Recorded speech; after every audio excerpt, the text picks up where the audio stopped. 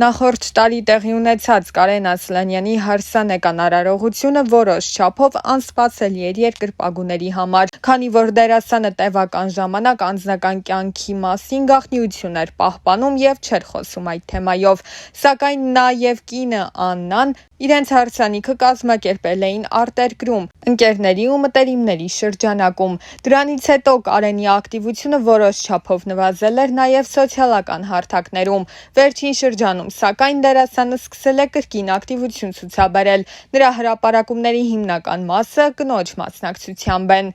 Կարենը նաև հաճախ է ցույց տալիս, որ իրենք ճամփորդում են Եվրոպայում, այցելում են Բելգիա, որտեղ էլ մինչ ամուսնությունը բնակվում էր Աննան ծնողների եւ քրոջ հետ միասին։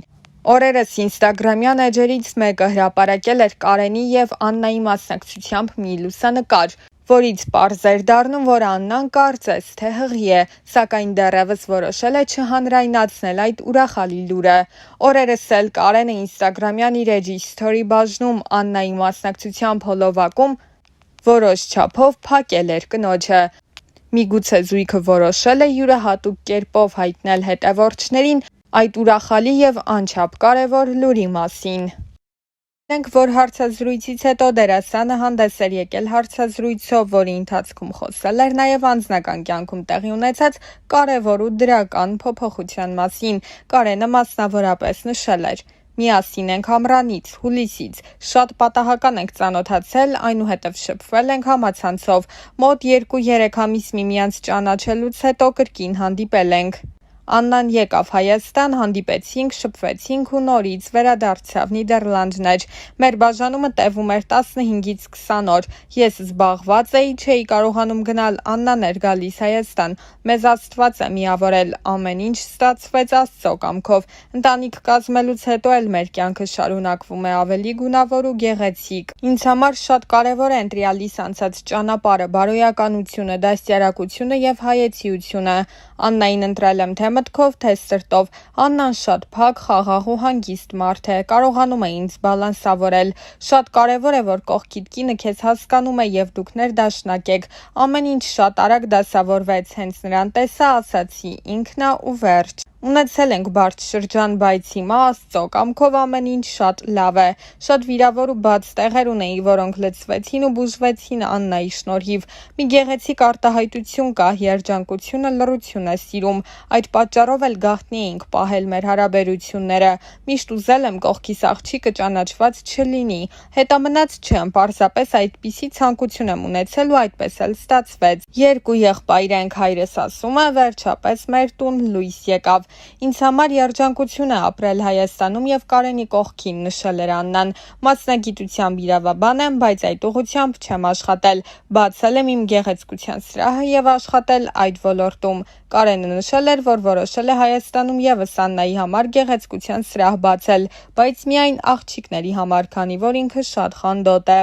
11 տարի անդադար եթերում եմ եղել, գլխավոր դերեր, երգեր, տեսահոլովակներ։ Ես անընդհատ տալիս էի հանդիսատեսին ու հեռուստադիտողին իմ էներգիան եւ ներսս դատարկվում էր, լցնող չկար։ Վերջին տարիներին իմ կյանքում ոչինչ չէր ստացվում, թե բիզնեսում, թե անձնականում։ Ամբողջությամբ սպառվել էի, չգիտեի ամեն ինչ թողնել, գնալ թե մնալ։ Որոշեցի գնալ Մոսկվա, բայց հասկացա, որ տեղանքը ինձ չի փոխի, պետք է ինքդ քեզ փոխես։ Մի անգամ մի քանի օրով Մոսկվայից Հայաստան էի եկել։ Մայրս ասաց՝ Աստվածաշունչ կարդա։ Կարդացի, սկզբում շատ դժվար էր, կարծես չարը չթողներ, որ կարդայի ու հասկանայի։ Սկսեցի նույն բանը այնքան կարդալ, մինչև հասկանամ։ Աստվածաշունչ կարդալով հարցերիս պատասխանները ստացա, ապավինեցի Աստծուն ու ինձ մոտ ամեն ինչ ստացվեց։ Ձեռքերիս գործնուկներ կային, բոլոր հնարավոր միջոցներին դիմել էի, չէր անցնում, 3 օր ու մահոթքով անցավ։ Կյանքից ինչ-որ շրջանում կորցրել էի կամքս, կարծում էի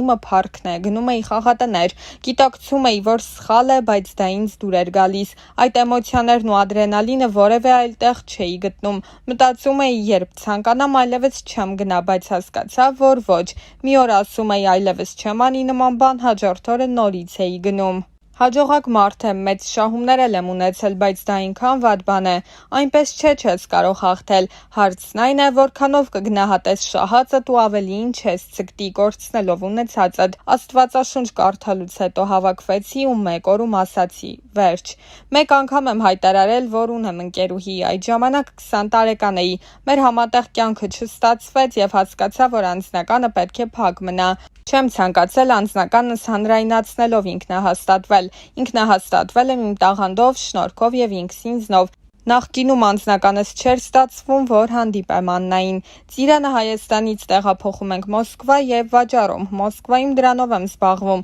այս պահին Հայաստանում բիզնես չունեմ, բայց շուտով կունենամ, Աննայի հետ որոշել ենք ստեղծել այնպիսի սրահ, որ աղջիկը հարսանիքի օրը մտնի այդտեղ և պատրաստ դուրս գա, այսինքն բոլոր ծառայությունները լինեն մեկ տեղում։ Միշտ լավ հագնվել եմ, լավ մեքենա եմ վարել, այդ հարցում ինձ օգնել են հայրս, ընկերներս ու հարազատներս, թեպետ ես էլ 17 տարեկանից աշխատել եմ, հիմա ես ինքս ինձնով եմ ամեն ինչ անում, որպեսզի ես էլ օգնեմ այն մարդկանց, ովքեր ժամանակին ինձ են օգնել։ Առանձին ապրելու հարց չենք քննարկել, ապրելու ենք ծնողներիս հետ, ծնողներս Աննային շատ են սիրում, Աննան էլ նրանց, սեփական տուն է, պայմաններն էլ թույլ են տալիս միասին ապրել, սիրում եմ, որ տանը մեծ է լինում, Աննայի տատի ու պապի հետ ժամերով խոսում եմ, նարդի եմ խաղում, ծնողի հետ ապրելն ամենալավ բանն է, ծնողիդ պիտի սիրես, ուշադիր լինես նրա նկատմամբ, ծնողից ավելի լավ բան երևի երեխաս կլինի ինձ համար, չեմ ասի երազում եմ երեխա ունենալու մասին, որովհետև գիտեմ, որ ունենալու եմ,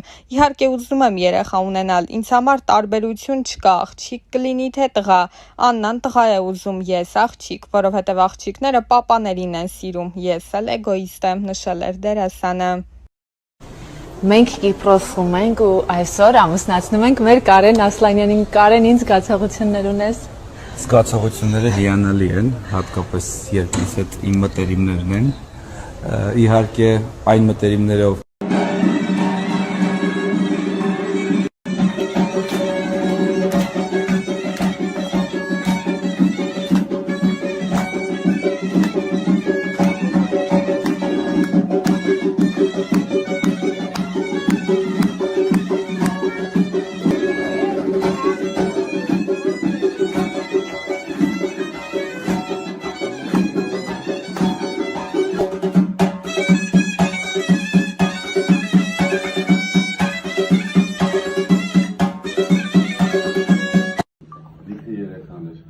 մենք բոլորով հավաքվել ենք այսօր Հայաստանից դուրս նշել